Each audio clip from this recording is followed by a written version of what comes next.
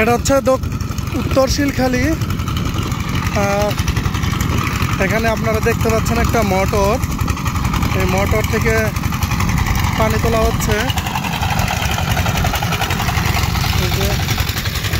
একটা আউটলেট, এই মোটর থেকে যে পানিগুলো তোলা হচ্ছে এটা মূলত চলে যাচ্ছে মেরিন ড্রাইভ রোডের ওই পাশে।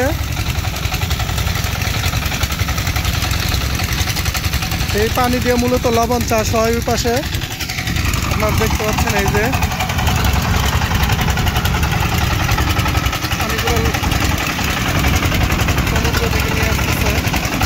পানিগুলো সমুদ্র থেকে নিয়ে আসতেছে।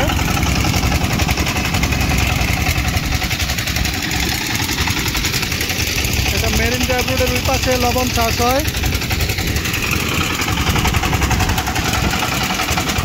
এগুলো সব লবণাক্ত পানি।